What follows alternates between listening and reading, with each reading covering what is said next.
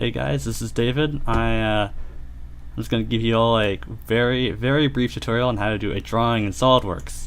It's super easy, so it should hopefully take like 2 minutes or so. So I've created this basic tutorial part here. All it is it's a block, 3 holes in it, but these 3 holes are a little different. So this first hole is what's known as a clearance hole for a 1/4 inch drill bit, a 1/4 inch screw. So if say we have a 1/4 inch screw and we want this hole to go through it, just like straight, that's what this is. In the center hole, this is a tapped hole for a 1024 screw bit. So if we want to drill a hole and then put a screw tapped into it, this is the kind of hole we drill. Then this one here is a press fit for a 1/4 inch dowel. So now let's make the drawing for this. So we're going to go to File, Make Drawing from Part. Nope, not that. File, Make Drawing from Part. Then whatever template, that's fine. Now I might ask you to make a template here, just do the default, it doesn't matter. So over here on the right we can see the views. So we're going to start with the top view, which is most relevant. So we're just going to drop that there, and then you can drag different, you can just like kind of drag the things here. So it's common to have like 3 different views from one top, side, and then we can put one over here like that. And then if you ever need to add more parts, like you maybe forgot one, you just go to this right pane over here, view palette, and you can add more drawings just like that. Alright, so here's our drawings. Now we need to dimension them basically. So to dimension things, you go over here, the top left, Smart Dimension.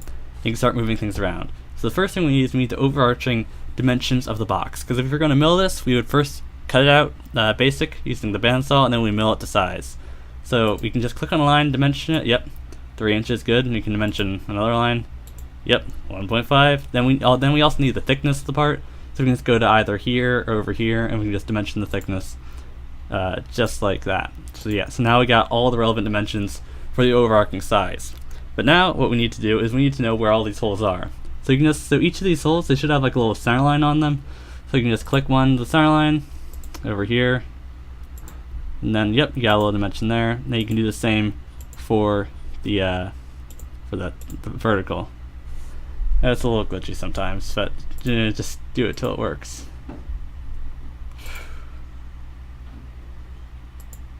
Alright, I'll get that one later. But yeah, we're going to do that to all of the different holes.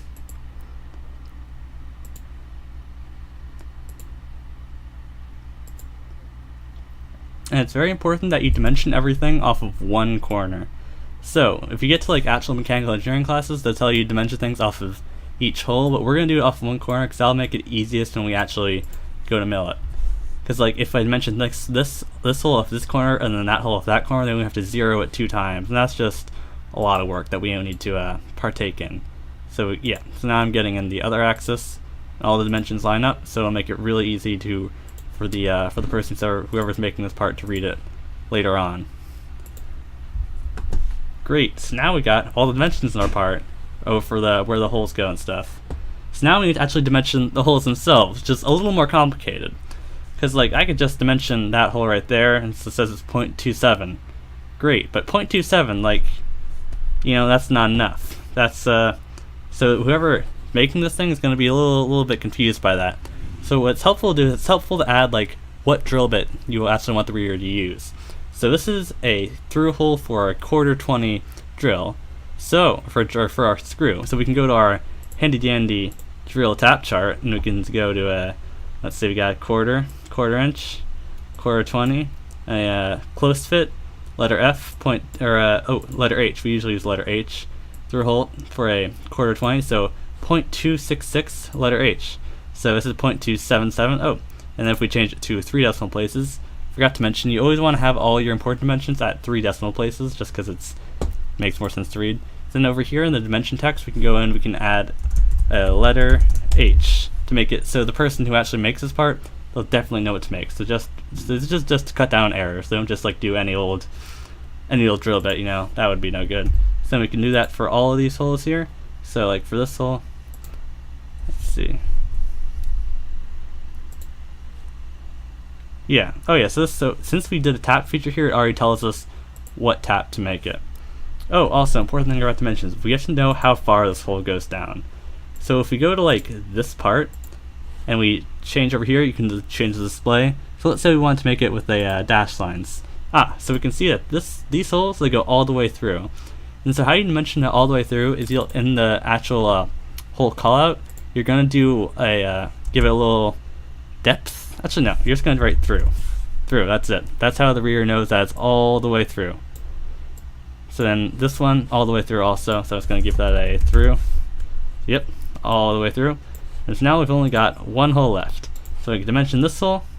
Boop. Yeah, just like that. So 3 decimal places as always. And so this one is a little different because this one, never mind, we'll get to that later. So this one, yeah, so this one's different because it doesn't go all the way through the part. So we're gonna have to give it what's known as a depth. So we just add this depth thing here. Hole depth 0.5 inches. That's why I made it in the CAD, so I know. So now the reader knows that, hey, I'm gonna drill this hole so it's 0.5 inches deep. Alright, so they got the dimension and the depth.